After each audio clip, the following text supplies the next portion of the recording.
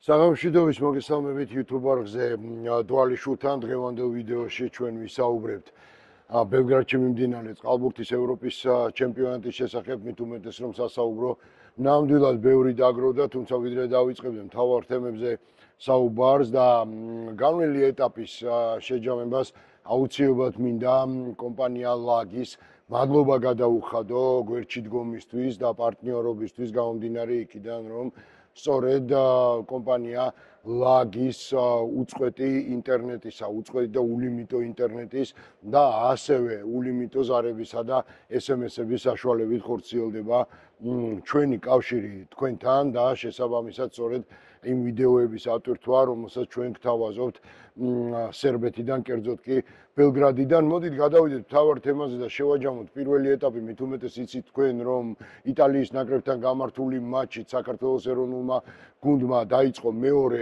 ჯგუფური ეტაპი. ამ თემაზეც ვისაუბრებთ, თავისთავად ცხადია, მაგრამ პირველი რასაკვირველია, მინდა შევაფასო პირველი ჯგუფური ეტაპი, რომელიც საქართველოს ნაკრებმა განლო სამი შეხვედრით, მეტოქეები თავადაც იცით, რომ იყვნენ საბერძნეთი, ხორვატია, სლოვენია და აი ამ პირველ ჯგუფში აი ამ სამ გუნდთან დაპირისპირებაში ჩვენი მთავარი ამოცანა იყო, რომ ერთი შეხვედრა მოგვეგო, მაგრამ მოდით მივყვეთ თანმიმდევრობით და დავიწყოთ ბერძნებით. ბერძნების ტიტულებისა, ტრადიციების და ისტორიის შესახებ წყალბურთის მიმართულებით, განსაკუთრებით 2004 წლის ოლიმპიური თამაშების შემდეგ თუ რაოდენ დიდ პროგრესს განიცდის ეს გუნდი, ყველას კარგად მოგეხსენება, ამიტომ ბევრს არ შევჩერდები, უბრალოდ ვიტყვი იმას, რომ საბერძნეთის ნაკრები თავიდანვე ვიცოდით ჩვენ, რომ იქნებოდა არა მარტო ჩვენი ჯგუფის, არამედ მთლიანად ევროპირველობის ერთ-ერთი გამორჩეული ფავორიტი და ასეც არის, გადასარევად გამოიყურება საბერძნეთის ნაკრები, ისევე როგორც სერბეთისა და ესპანეთის ნაკრები გუნდები და სხვა ჯგუფის ნაკრებებზე არ დავიწყებ საუბარს. რაც შეეხება სასტარტო დაპირისპირებას საბერძნეთის ნაკრებთან, ეს იყო ძალიან რთული ბრძოლა, ამას ჰქონდა თავისი გარკვეული ფსიქოლოგიური დატვირთვა, ჯერ ერთი იყო პირველი თამაში ევროპირველობაზე, მეორე ის რომ იყო რომ ეთამაშებოდით მთლიანად ევროპირველობის ერთ-ერთ გამორჩეულ ნაკრებს და ერთ-ერთ გამორჩეულ ფავორიტს და თქვენ გახსოვთ როგორ წარიმართა, რა სცენარითაც წარიმართა ეს დაპირისპირება, ქართველებმა წააგეს ეს შეხვედრა, თუმცა ამაში ტრაგიკული აბსოლუტურად არაფერი მომხდარა. მთელი შეხვედრა უნდა ითქვას, რომ ბერძნების სრული კარნახით მიმდინარეობდა და ეს საბოლოო ჯამში შედეგშიც აისახა, თუმცა ალბათ გარდამტეხი მომენტი იყო ის ეპიზოდი, როცა ბერძნებმა მოიპოვეს რამდენიმე ბურთიანი უპირატესობა, გაგვექცნენ და საბერძნეთის რანგის ნაკრების დაწევა ძალიან რთული ამოცანაა, არა მარტო საქართველოსთვის, არამედ ნებისმიერი სხვა სიძლიერის, გაცილებით უფრო ძლიერი ნაკრებისთვის და საბოლოო ჯამში ასეც მოხდა. დავმარცხეთ პირველ შეხვედრაში ბერძნებთან და ჩვენ ახლა შეგვიძლია შემოგთავაზოთ ის კომენტარები, რომლებიც გაკეთდა საბერძნეთის ნაკრებთან გამართული დაპირისპირების შემდეგ. პირველი თამაში არ იყო ჩვენი მიზანი, არასასურველი გახსნა იყო რა თქმა უნდა, მაგრამ ეს არ არის ის თამაში, ჩვენთვის ვემზადებოდით. ჩვენი მიზანი და გეგმა არც იცვლება, მინიმუმი არის რომ გუნდში შევიდეთ, თუმცა ეს არც ვის არაფერს, გავდივართ ისევ იმ შემართებით, რომ ჩვენი საუკეთესო თამაში ვითამაშოთ და მივყვეთ იმ გეგმას, რაც წაგვიყვანს რა გუნდისკენ. ბერძნებთან წაგებულმა თამაშმა არანაირად არ იმოქმედა ჩვენ ხასიათზე, ვემზადებით შემდეგი თამაშებისთვის. რა თქმა უნდა, ეს სპორტია და ხდება მარცხიც და ცუდი თამაშიც და ყველაფერიც, უბრალოდ შემართება იგივე გვაქვს, ისევ იმავენაირად ვართ მოტივირებული, რომ ჩვენი შედეგი სადაც საჭიროა იქ ვაჩვენოთ. საბერძნეთთან განცდილი მარცხის შემდეგ საქართველოს წყალბურთელთა ნაკრებს ელოდა მეორე გამოცდა, ასევე ძალიან რთულ მეტოქესთან და არა მარტო ჯგუფის, არამედ ასევე ევროპირველობის ერთ-ერთ გამორჩეულ ნაკრებთან და ეს იყო ხორვატიის ნაკრები, ზოგადად ყოფილი იუგოსლავიის სახელმწიფოებიდან ყველა აბსოლუტურად სპორტული მიმართულებით ძალიან მაღალ დონეზეა მომზადებული, როგორც ინდივიდუალურ, ასევე გუნდურ სახეობაში და ბუნებრივია წყალბურთში ხორვატიის ნაკრები არ არის რიგითი საშუალო დონის ეროვნული გუნდი, ძალიან ძლიერები არიან და შესაბამისად მათ აქვთ ამბიცია და სურვილი, რომ ამ ევროპის ჩემპიონატიდან მედლით გაემგზავრონ საკუთარ სამშობლოში, ამას შეძლებენ თუ არა, ამას დრო გვიჩვენებს, თუმცა მათ შეძლეს საქართველოს ნაკრების დამარცხება, მაგრამ ერთი რამ მინდა აღვნიშნო და ერთ დეტალს მინდა ხაზი გაუსვა, განსხვავებით საბერძნეთის ნაკრებისგან, ვისთანაც ვითამაშეთ ჩვენ სასტარტო დაპირისპირება ხორვატებთან მატჩი,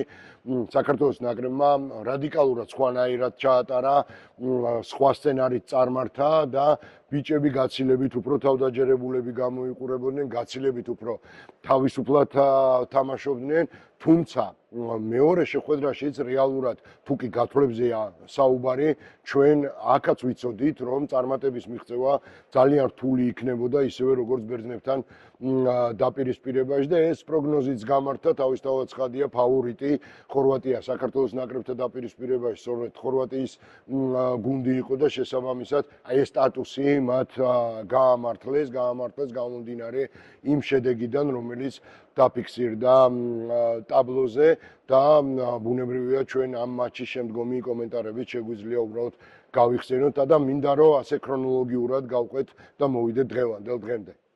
ზაბული და კარგი თამაში გამოვიდა, მაინც იმის და მივხვდეთ, რომ ანგარიში ხა 18-7 შეიძლება ვიღაცა მიფიქროს, რომ არა ახლო ანგარიში.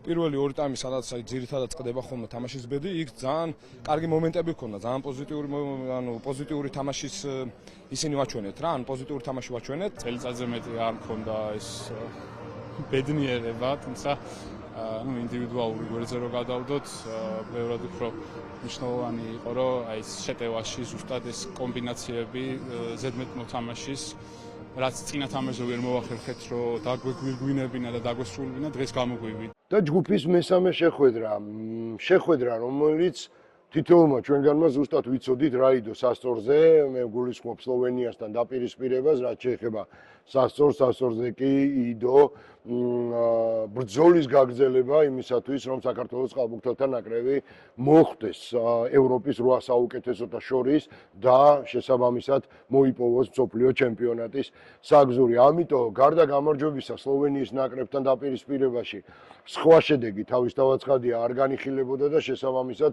ბიჭებიც და განწყობაც სწორედ ასეთი იყო. მიუხედავად იმისა, რომ სლოვენია საქართველოს ნაკრებთან წყვილში ფავორიტებად, სხვათა შორის გამოკვეთილ ფავორიტებად საქართველოს ნაკრები მიიჩნეოდა პირველი ორი პერიოდი ძალიან დიდი ბრძოლა გაგვიწია სლოვენიის ნაკრებმა და საკმაოდ პირდაპირ და გულწრფელად თქვათ, რომ გვანერვიულა პირველი ორი მეოთხედის განმავლობაში, თუმცა შესვენების შემდეგ ქართულმა წყალბურთელებმა შეძლეს უპირატესობის მოპოვება და შესაბამისად მეტოქის დამარცხება, რაც ასევე უნდა ითქვას, რომ ლოგიკური იყო და ბუნებრივია პირველი გამარჯვების მოპოვება ძალიან მნიშვნელოვანი იყო, არა მარტო წმინდა სპორტული შედეგის თვალსაზრისით, არამედ ზოგადად ფსიქოლოგიური დატვირთვიდან გამომდინარეც. პირველი მოგება იყო ეს მოგება ჩვენთვის ძალიან მნიშვნელოვანია, რადგან ეს პოზიტიური ტალღა, ეს მუხტი შემდეგ თამაშებზე გადაყვება, სადაც უკვე ჯგუფება დაკომპლექტდება და სამწუხარო წინა ორი თამაში ცუდად დავიწყეთ, თუმცა ბიჭები მობილიზდით, ყველაფერი ჩავდეთ ამ თამაში. პირველი გამარჯვება იყო და ეს გამარჯვება, ეს გამარჯვების მუხტი და ტალღა გადაყვება რა თქმა უნდა შემდეგ თამაშებში. რთული რომ ძალიან მთავარი იყო დღევანდელი მატჩის მოგება, რადგან ეს რთული რომ მოგცეს იმ ენერგიას, რომელიც საჭირო იქნება შემდეგ ჯგუფურ ეტაპებზე, შემდეგ მატჩებში. ბედნიერი ვარ გუნდის რეზულტატით, რადგან რთული რომ ის ხავეზები სამწუხაროდ რაც ჰქონდა პირველ ორ მატჩში გამოვასწორეთ, როგორც შეტევაში და დაცვაში. რთული რომ ყველაფერი უკეთესად მიდის და ვნახოთ, რთული რომ შემდეგი მატჩები უფრო და უფრო უკეთესი იქნება. ბოლოს და ბოლოს ჩვენ გვქონდა ჩვენი მიზნები და ზუსტად ვიცოდით რა გვინდოდა. პირველი ორი მატჩის შემდეგ მენტალურად მარტივი არ იყო, თუმცა საბოლოოდ ეს ჩვენთვის ძალიან კარგი შედეგი აღმოჩნდა. ახლა თავდაჯერებულობა გვაქვს და მომდევნო მატჩებისთვის ვემზადებით. შესაძლოა მენტალურად ცოტა რთული იყო, მაგრამ საბოლოოდ ჩვენმა ხარისხმა იჩინა თავი და დავამტკიცეთ, რომ სლოვენიაზე უკეთესი გუნდი ვართ. ამას მატჩამდეც ვგრძნობდით. მათ მიმართ სრული პატივისცემით, მაგრამ ამ ეტაპზე საქართველო უკეთესია. მოკლედ სლოვენიელებთან მოპოვებული გამარჯვების შემდეგ ჩვენ გადავინაცვლეთ მეორე ჯგუფურ ეტაპზე, სადაც ჩვენი მეტოქეები წილად ხვდა მეტოქეებად იტალია, რუმინეთი, თურქეთი და პირველი შეხვედრა გველოდა საკმაოდ ძლიერი და ასევე დიდი ტრადიციების და დიდი სკოლის მქონე იტალიის ეროვნულ ნაკრებთან, რომელიც ჩაატარა საქართველოს ნაკრებმა და უნდა ითქვას, რომ მიუხედავად იმისა, რომ ამ წყვილში უპირატესობას ძალიან ბევრი იტალიის ნაკრებს ანიჭებდა გასაგები მიზეზების გამო, თლად ასეც ვერ მოხდა, გამომდინარე იქიდან, რომ აი ამ მიმდინარე ევროპის ჩემპიონატზე ამასაც მინდა ხაზი გაუსვა საქართველოს ნაკრებმა იტალიასთან დაპირისპირებაში აჩვენა ნამდვილი ხასიათი, ნამდვილი ბრძოლის უნარიანობა და გამოამჟღავნა ის, რომ საქართველოს ნაკრებს ძალების სრული მობილიზების ფონზე შეუძლია იბრძოლოს ნებისმიერ მეტოქესთან.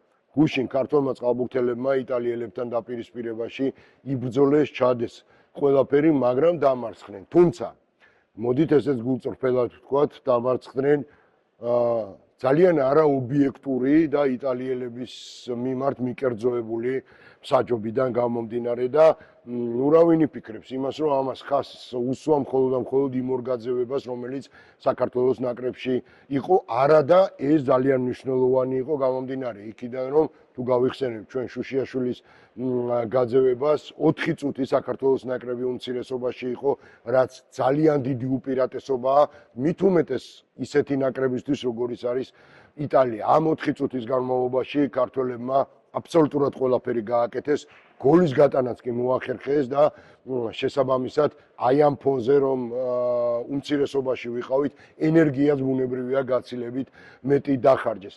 მე არ გულისხმობ, როგორც უკვე აღვნიშნე, მხოლოდ და მხოლოდ გაძევებებს და მსაჯების არაობიექტურ და მიკერძოებულ ქმედებებში, არამედ გულისხმობ მთლიანად თამაშის მიმდინარეობას, თუ კი აიღებთ ამ შეხვედრას, გადაახვევთ და ნახავთ პირველი წუთიდან მოყოლებული, თავადაც დარწმუნდებით, რომ მთელი თამაშის განმავლობაში გარკვეული სიმპათია მსაჯების მხრიდან იყო იტალიელთა მიმართ. მე არ ვიცი ამის მიზეზი რა არის, ამ სიღრმეებში დღეს ნამდვილად ვერ ჩავალ და არც ჩემი კომპეტენცია არ არის ეს ყველაფერი, თუმცა თვალში საცემი იყო ის დამოკიდებულება, რომელიც გამოხატეს მსაჯებმა და საბოლოო ჯამში ამ დამოკიდებულებამ შედეგი იქონია ტაბლოზე, რომელზეც საქართველოს ნაკრები დამარცხდა, რაც თავისთავად ცხადია ძალიან დასანანი და ძალიან ცუდია. თუმცა ჩვენ გუშინდელ დაპირისპირებაში დავწმუნდით იმაში, რომ საქართველოს ნაკრები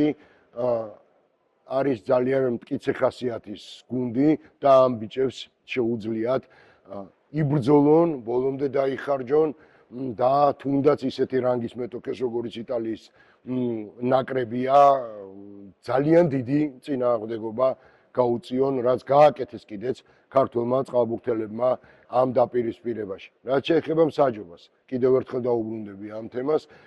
გუშინდელმა შეხვედრამ განაპირობა ის, რომ ჩვენ მომდევნო დაპირისპირებაში არ გვეყოლება დადვანი, რომელიც ერთ შეხვედრას გამოტოვებს ძალიან მნიშვნელოვანს რუმინელებთან და არ გვეყოლება შუშიაშვილი, რომლის ვერდიქტიც გაცილებით უფრო მძიმე გამოდგა გამომდინარე იქიდან, რომ შუშიაშვილი ვერ დაეხმარება საქართველოს ნაკრებს, ვერც რუმინეთთან და ვერც თურქეთთან დაპირისპირებაში, რაც ძალიან დიდი დანაკლისია ჩვენი გუნდისთვის. ბუნებრივია მსაჯობასთან დაკავშირებით მატჩის შემდგომ საქართველოს ნაკრების წყალბურთელებმა გააკეთეს თავიანთი კომენტარების და შეფასებებიც, რაშიც მე პირადად აბსოლუტურად ვეთანხმები. ურთულეს თამაში იყო როგორც ტემპით, ისევე ემოციურად ყველანაირად. ვთვლი რომ იტალია ერთ-ერთი უძლიერესი ნაკრებია და ამ ევროპის ჩემპიონატზე ცდიან აუცილებლად მედალს შეუტიონ. ბედნიერი ვარ, როგორც ვითამაშეთ ყოველმა ჩვენგანმა და ჩემი გუნდით, რავი, მართლა ესეთ მარცხია, რომელიც სამაყოც კი არ ვიცი როგორ აქვს და სწორად სიტყვებით. ჩვენ რაც კი შეგვეძლო და როგორც კი შეგვეძლო, ყველაფერი გავაკეთეთ, თუმცა რაღაც გადაწყვეტილებები, რაც მსაჯების მხრიდან იყო მიღებული ამ თამაში, იყო არასწორი და ჩემი აზრით ძალიან დაეხმარნენ იტალიას ჩვენთან გამარჯვებაში და რაღაც დოზით მე ამით ვამაყობ, რომ იტალიას ჩვენთან ესეთი რაღაც დაჭირდა, რომ მოეგო. გრანტთან დავმარცხდი და ძალიან დასანანი მარცხი იყო ორი ბურთის სხვაობით. ბევრჯერ ვითამაში აქამდე იტალიასთან და ეს საუკეთესო შედეგი იყო წლების მანძილზე. დასანანია, რა თქმა უნდა, იყო იქ რაღაც ტექნიკური მომენტები ჩვენგან დამოუკიდებელი, რასაც ჩვენზე არ იყო, რამაც გადაწყვეტა ეს თამაში. აქვე მინდა კიდე ერთ დეტალს გაუსვა, ხაზი იტალია საქართველოს ნაკრებთან დაპირისპირებიდან, გარდა იმ ცუდი შედეგის, ქართველი წყალბურთელების გაძევებებისა, იყო ერთი პოზიტიური, ძალიან მნიშვნელოვანი ამბავი, განსაკუთრებით საქართველოს ნაკრების ერთი წყალბურთელისთვის, ეს არის ჩიქოვანი, რომლის დებიუტით შედგა გუშინ ეროვნულ ნაკრებში იტალიელებთან დაპირისპირებაში და მე მინდა მას მიულოცო ეს დებიუტი და წარმატება უსურვო როგორც საკლუბო, ასევე სანაკრებო დონეზე, ბუნებრივია, ჩიქოვანი მატჩის შემდგომ არ მალავდა თავის ემოციებს, აი განცდილ ემოციებს, ოდესაც პირველად მოუწია საქართველოს ნაკრების ღირსების დაცვა, მოუწია ევროპის ჩემპიონატზე და თან ისეთი რანგის მეტოქესთან, როგორც იტალიის ნაკრებია. მსგავსი გამოცდილება ძალიან ბევრს ნიშნავს და მადლობა მინდა გადავუხადო ყველა იმ ადამიანს, ვინც წვილი შეიტანა ჩემ დღეს აქ ყოფნაში. ძალიან საპასუხისმგებლო იყო, მით უმეტეს ესეთ თამაში მონაწილეობის მიღება დიდი გამოცდილება და დიდი პასუხისმგებლობა იყო. ფიქრობ, ჩვენი ქართული ჟინი და თავდადება ბოლომდე გამოვაჩინეთ. დადებითი მხარეები უნდა წამოვიღოთ ამ თამაშიდან და შემდეგ ორივე უმნიშვნელოვანეს თამაშიდან მაქსიმუმი უნდა ვაჩვენოთ, რომ სოფლიო ჩემპიონატისთვის გავინახდოთ ადგილი. და ბოლოს, მოკლედ, აი ასეთი ვითარებაა, ძალიან მნიშვნელოვანი ორი დაპირისპირება გველის რუმინეთთან და თურქეთის ნაკრებებთან, ამ ორივე შეხვედრაში ჩვენთვის სასიცოცხლოდ მნიშვნელოვანია გამარჯვების მოპოვება.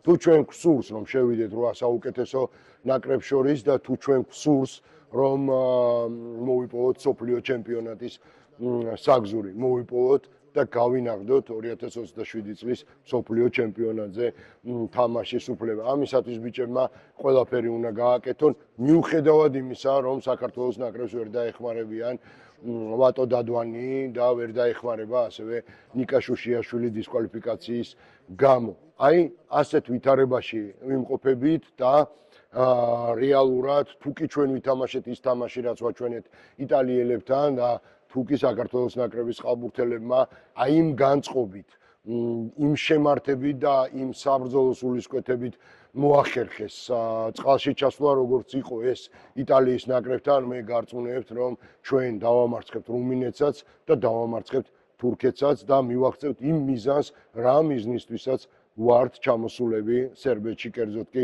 ბელგრადში მიმდინარე ევროპის ჩემპიონატზე. მადლობა ქართულ წყალბურთელებს იტალიელებთან ნაჩვენები თამაშის გამო და მადლობა თქვენ, რომ ხართ ჩვენთან ერთად, ავდენებთ თვალს ჩვენს ვიდეოებს, აზიარებთ და ყოველ შემთხვევაში ჩვენ ვცდილობთ, რომ მაქსიმალურად ამომწურავი ინფორმაცია მოგაწოდოთ და ამ ინფორმაციის მოწოდებაში ვცდილობთ ასევე იმას, რომ არ გადაგღალოთ რასაკვირველია ფუჭი საუბრით. კიდევ ერთხელ ძალიან დიდი მადლობა თქვენ და მადლობა კომპანია ლაგის, რომელიც უზრუნველყოფს ჩვენს ულიმიტო და უწყვეტ ინტერნეტს, რის ხარჯზეც ჩვენ ვცდილობთ, რომ მოგაწოდოთ აი ეს ვიდეოები, რომელსაც თუნდაც ახლა გთავაზობთ.